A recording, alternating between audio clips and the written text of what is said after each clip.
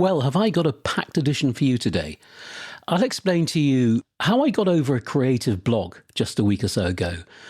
We will take some of your questions, including one about where ideas for projects come from and a question about photography degrees. Really interesting one, this, particularly degrees taken later in life and not straight from school.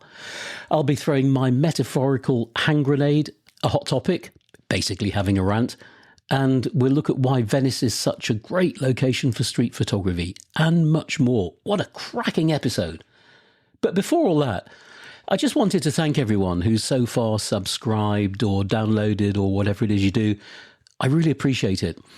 I'm planning future episodes now, and I'll be doing more on-the-street vox pops with other street photographers and also some in-depth interviews, and I've hopefully got one of those lined up for you for the next episode. Now, you'll be aware that this is still only episode 4, and I'm very much finding my feet, and I'm still new to all this, but I'm hoping the show will just get bigger and better. With your help, of course.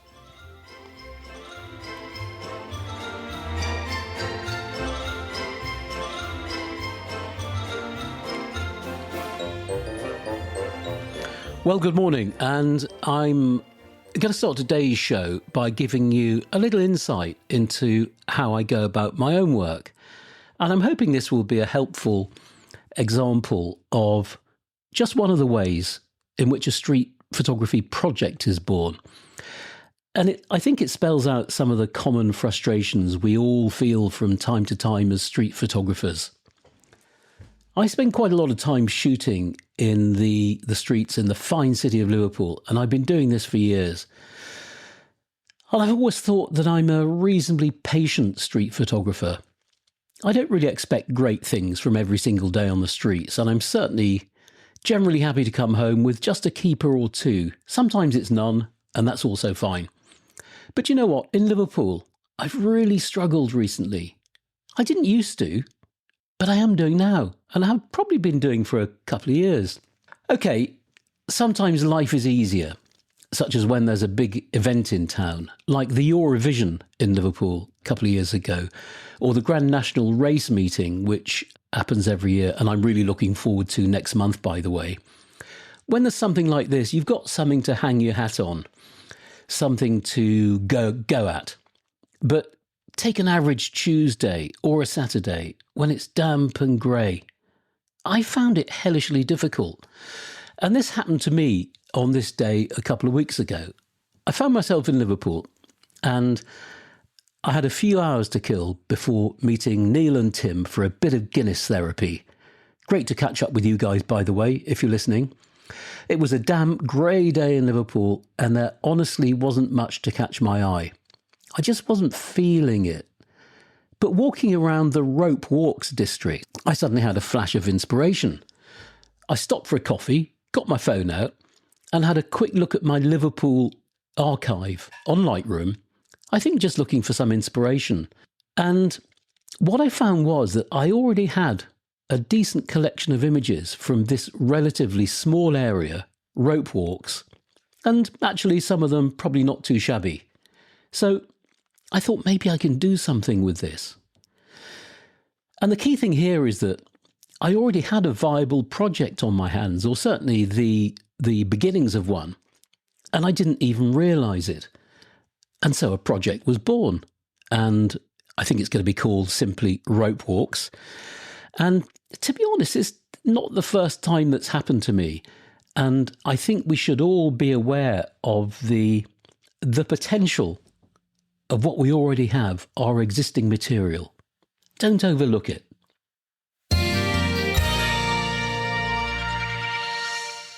There was a knock at my door yesterday, and it was the FedEx driver who is probably becoming too much of a mate, and he had an enormous box, which, to be honest, I wasn't expecting, had no idea what this was. I thought, what the hell have I bought now?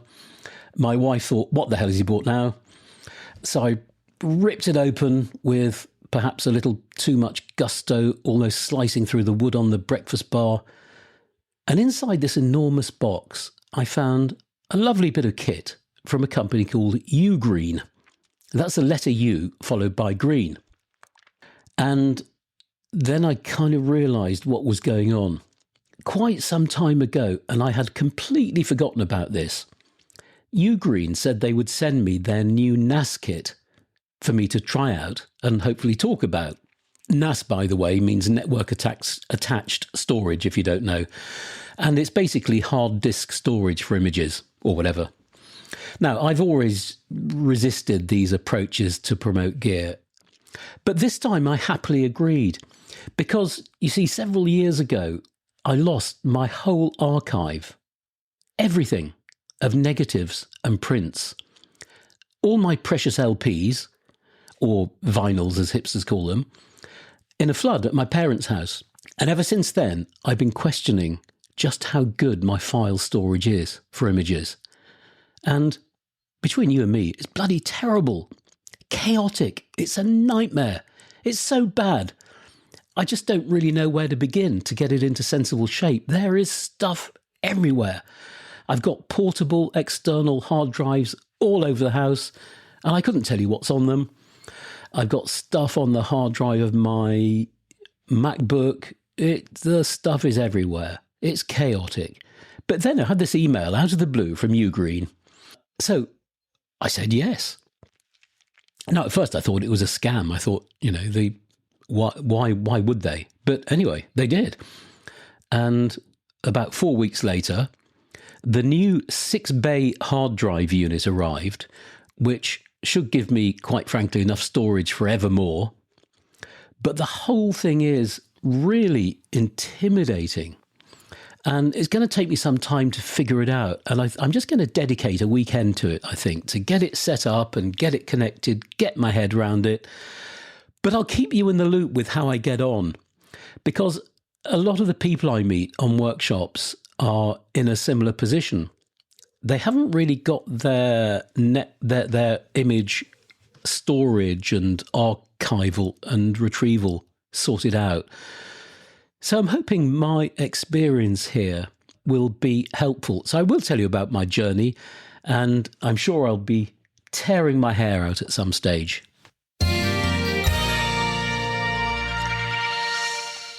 Okay, it's question time, and this is much better than the BBC version. So let's take a couple of your questions, and the first one is from Jill. Take it away, Jill. Hello, Brian. It's Jill from Liverpool. I'd like to ask a question. I'm new to street photography, and I'd like you to recommend the best camera for me to purchase. Thanks very much. Bye. Well, I do have a little background here, and I know that Jill has quite a bit of photographic experience, starting with films and dark rooms and all that good stuff, but is possibly a bit rusty when it comes to digital. And I think she's quite new to street photography. So I need to make an assumption about budget here, because I don't know. And it's obviously a consideration for most people. So let's assume, we'll look at the £1,000 to £2,000 price bracket.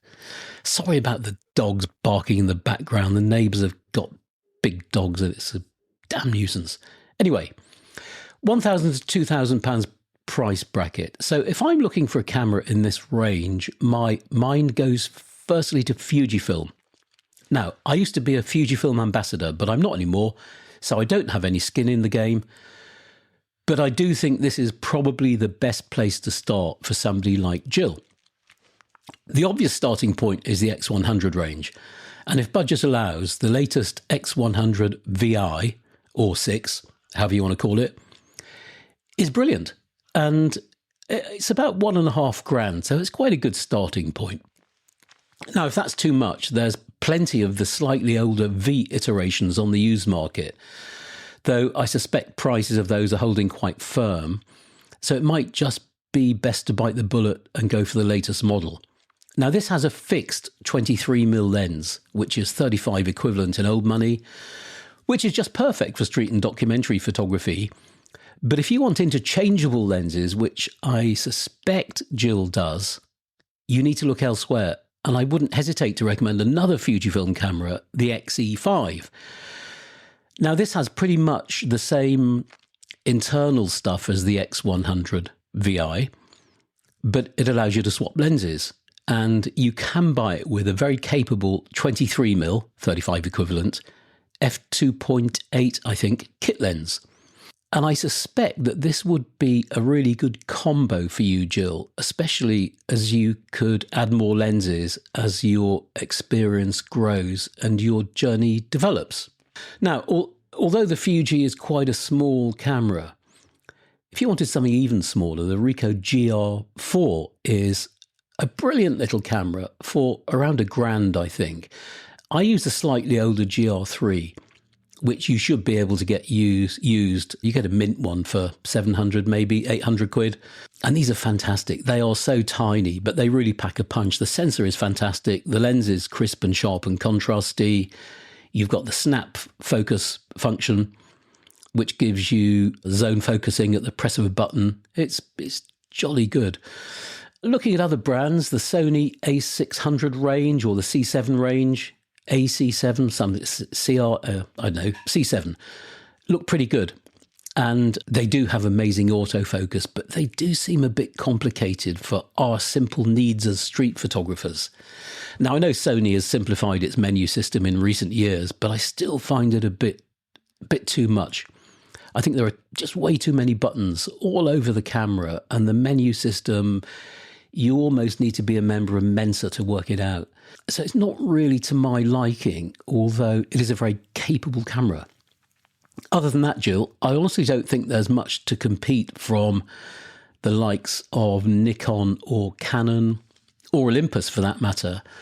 And Leica is, I'm guessing here, but I suspect Leica is way over budget, but I wouldn't hesitate to recommend it if you can afford it. There is the Leica Deluxe, I think it's called the Deluxe 7, which is a cracking little camera. It's basically a Lumix, but I think the Lumix version will be a lot cheaper because it doesn't have that little red dot logo. And it's actually a pretty good camera in either version, although I must say I've never been a big fan of micro four thirds sensors. I think one of the main considerations, Jill, is how the camera feels in the hand and how easy it is to operate. And it needs to be fairly discreet and small and comfortable, which is why I would generally recommend a rangefinder style camera rather than a DSLR style. So good luck, Jill. We'll be keen to hear how you get on. So whatever you get cracking with it for a month or so, and come back to us. Tell us how you get on, and I'll report back to my listeners in a future episode.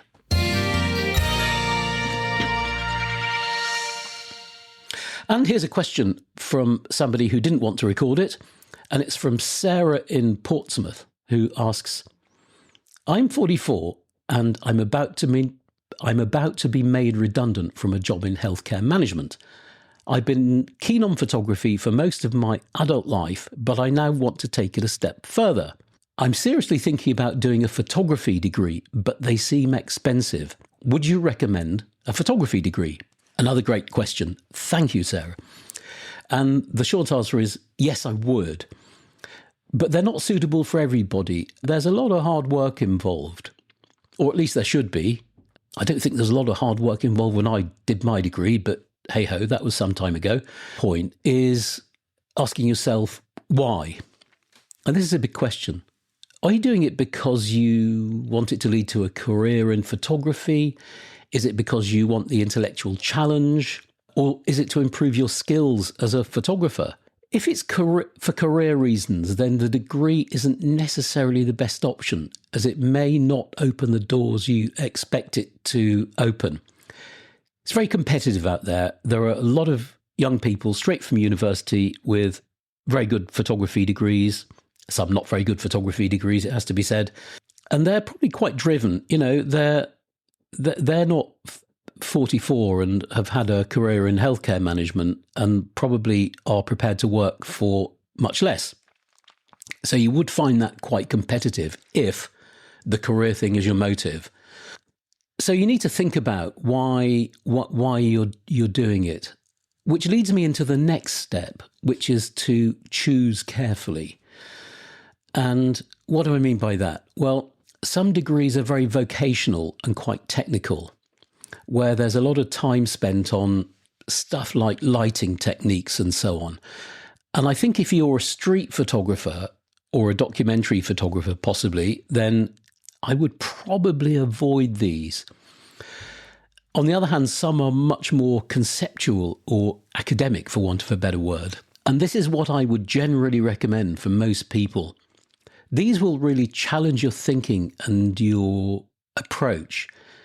They won't necessarily teach you the classic 3-point lighting setup for portraits, but they will give you a very grounded base from which you'll start to produce more clever work, if that's the right word.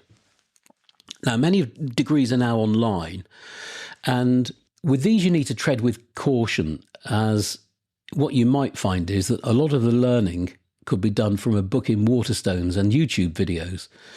But some that I would specifically recommend looking at, because I know they're good, are those from Falmouth, the degrees from the London College of Communication, now UAL, University of the Arts London. Those are very good, and I think you can do both of those either in person or by distance learning. But either way, it's quite it's a hefty investment.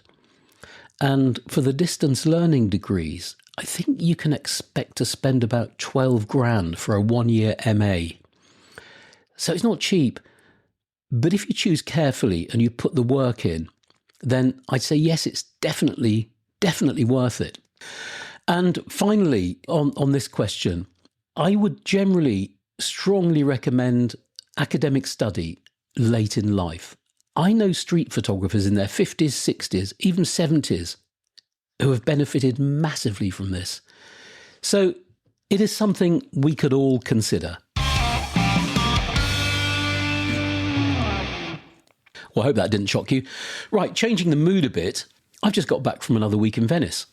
The first of 4 or 5 planned trips this year. And this was another workshop trip. And what a lovely group we had.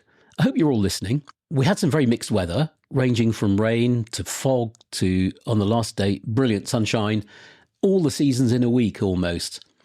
One of the great things about Venice is that whatever the weather, it just works. And it's my number one destination for street photography. But why?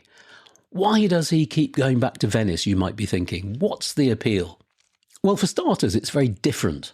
Life is simply not the same as it is in normal places like, say, London or New York or Leeds or whatever. Maybe that's because it has such a long and very rich, interesting history. Maybe because it's constructed on water and everything happens on water. Maybe it's simply because of the incredible architecture.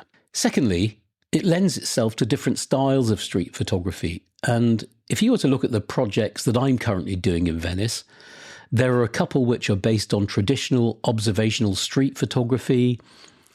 I'm doing a couple of more documentary projects, and I'm doing one about kind of lyrical, quiet, poetic street photography, which has a much more aesthetic inclination. So there really is something for everybody, whatever type of street photographer you are. The third reason, and this is a big one for me, there's a kind of immersion factor. You just lose yourself in the history, the beauty, the strangeness of everything around you. You kind of absorb the unique atmosphere of the place. And for me, whenever I'm in Venice, I get a real sense of well-being and being at peace with the world, which is not only down to the Negroni, in case you're wondering, but you do get this sense of well-being. There's no better way to describe it. And I certainly don't get that in London anymore. Well, not very often anyway. So I just got back from Carnivale, the Venice Carnival. 10 days of madness, weirdness, beauty, absurdity. And yes, it's busy, it's packed, but who cares? That's all part of the charm. And from a street photography perspective, that just works. And the other great thing, in fact, a truly wonderful thing, is that during this carnival period, you can buy frittelle. Have you tried these? They're little donut type things, probably about the size of 2 golf balls. And they're completely scrummy and addictive, and they only come out during the carnival season. It is worth going for those alone.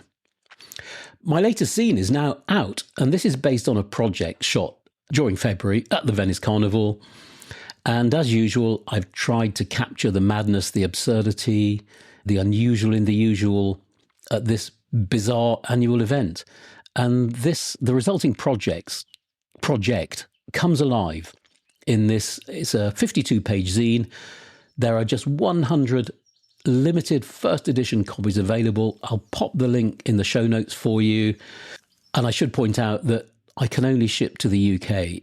I found that overseas shipping has become a nightmare because of hassle, unreliability, the expensive duties, etc., etc. So sorry, folks, if you're outside the UK, it probably isn't worth it for you or for me.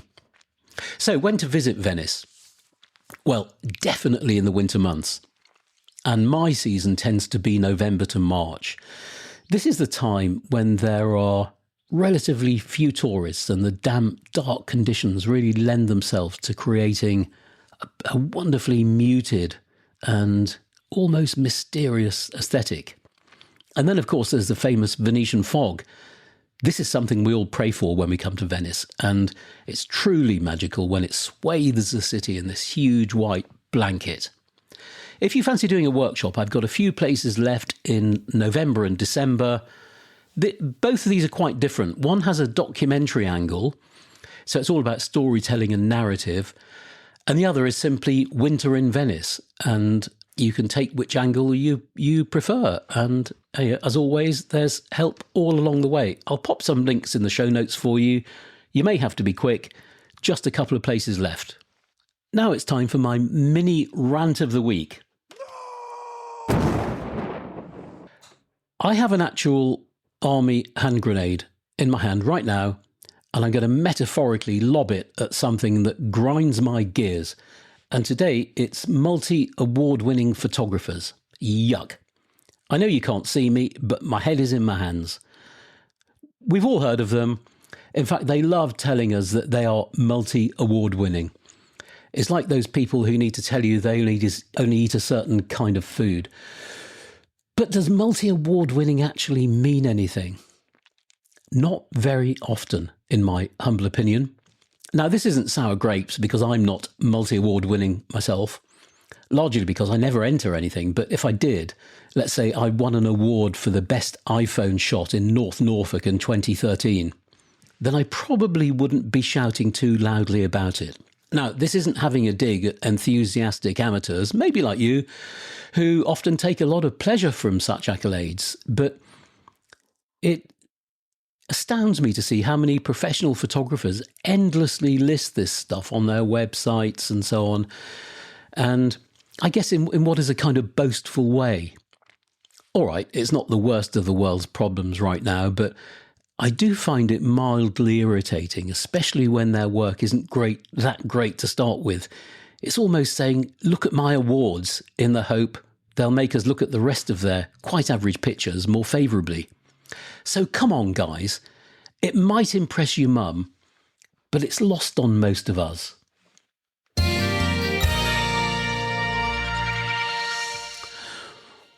What is the Street Snappers Collective? You may have come across the Street Snappers Collective, and many of you will be members of it. But I get a lot of questions from non-members asking me what it actually is. Well, it's a kind of alumni group for people who have been on my workshops, a club if you like. Everyone who completes Street Snappers workshop with me will be invited to join the Street Snappers Collective. Not everybody does join because sometimes they're not keen on Facebook, which is how it's managed. The hub for the group is on Facebook. And that's their prerogative, of course, and that's fine.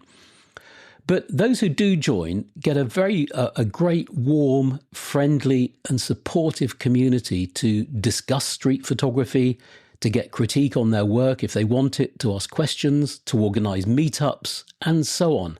We publish an annual book, and the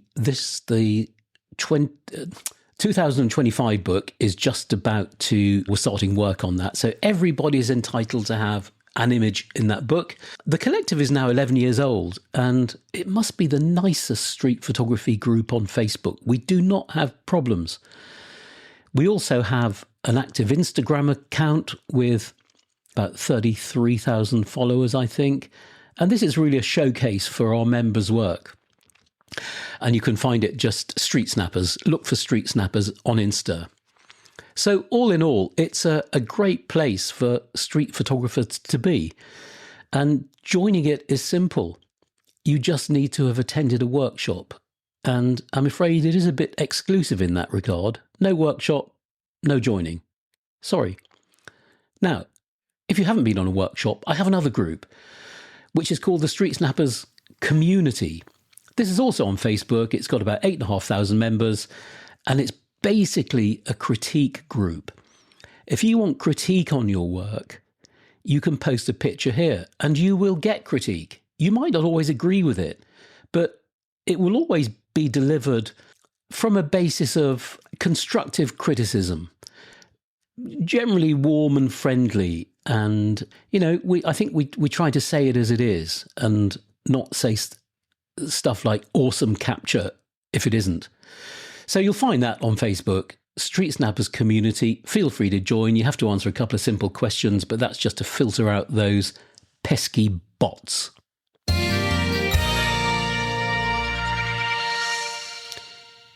You may remember from the last episode, I talked about a great cafe in London, Bruno's. Great for a pit stop to rest and refuel when you're out for a day on the streets. And I'll probably make these pit stops a regular feature of the show. I guess most of them will be in London because that's where I shoot most. But I'll try to include others from around the country and, other countries, possibly. So today's recommendation is the Old Coffee House, which rather misleadingly is a pub. And this is great. I just tell my wife I'm popping down to the Old Coffee House. It just makes life a lot easier. And what a fine pub it is. It's about 250 years old, and it's tucked away in Beak Street in Soho, slightly off the beaten track, so it doesn't get too overrun with tourists. And you can normally find us plenty of seats. There is usually space in the main bar, but if there's not, there's a nice cosy room upstairs. It's a free house, so there's a good selection of beers, and it does decent pub grub. Nothing too fancy. Great. And there's a fair chance you might meet other street photographers in there. I don't know if that's a good or a bad thing. Anyway, cheers.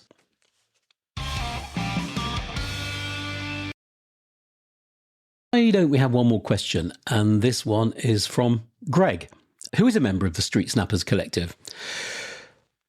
Take it away, Greg. Hi, Brian. It's Greg Dunlop here.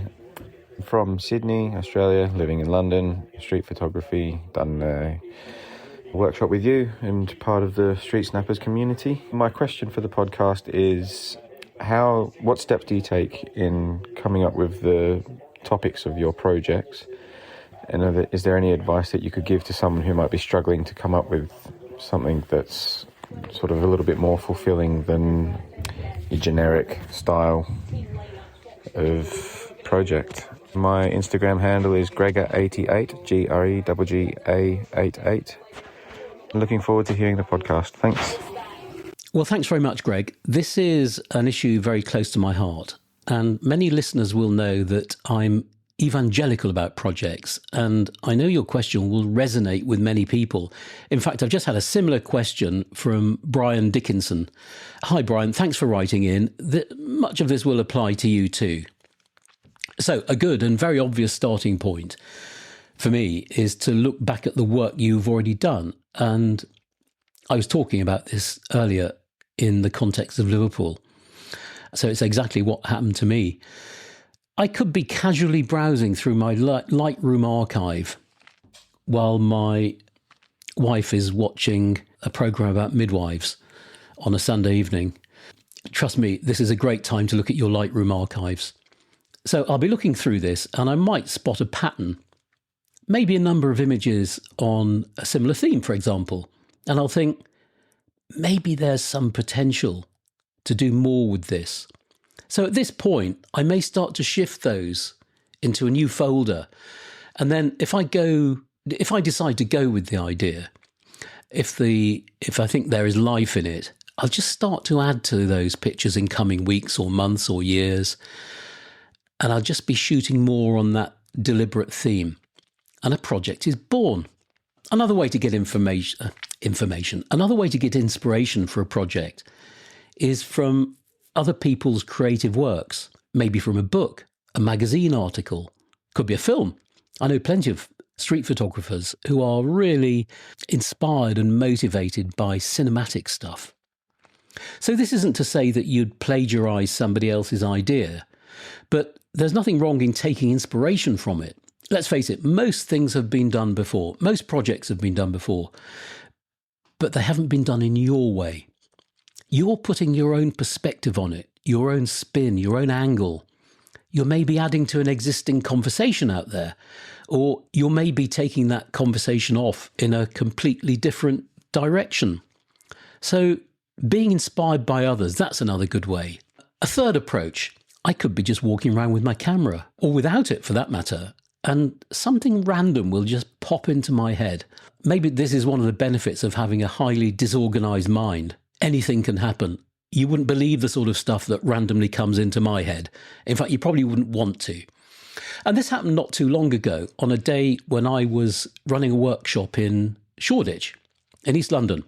The workshop was due to start at 10:30 or maybe 10 in the morning, but I got to the area early, around 8 o'clock in the morning, to do some of my own shooting. I don't shoot much of my own stuff on workshops. I try to do it outside those hours.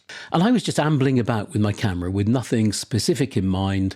It was a glorious spring morning from memory, and I was really attracted to the way that lovely crisp spring light was falling on buildings, and I rattled off a few quick shots. Not too bothered about people, just buildings. And then I realised that what I was really attracted to was street corners in particular. I love corners. They're where things happen, worlds collide. The light is different on either side of the corner. And since then, I've been going back to Shoreditch and shooting street corners in great light. So I have a project about street corners. Now, this could be a long burn project. It could take a long time. But it just, don't dismiss this idea of this notion of basing a project on a random thought that comes into your head. It happens. Okay, if you have a question for the show, I'd love to hear it.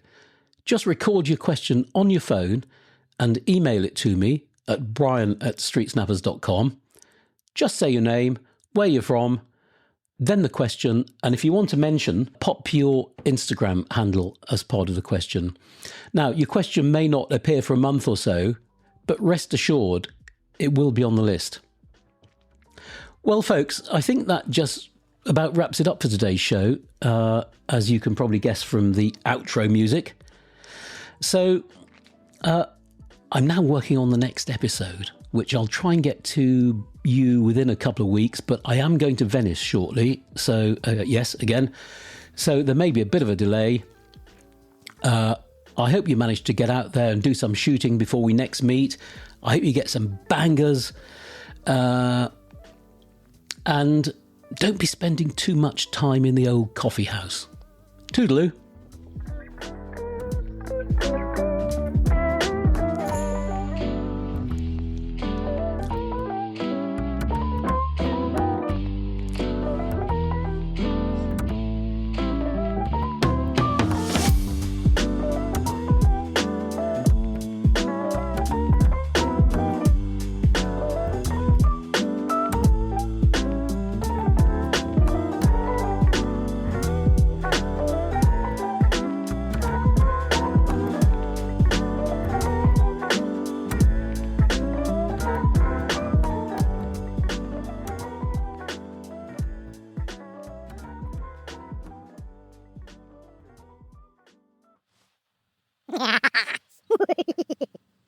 I thought I'd throw that giggle in at the end to see if anybody's still listening.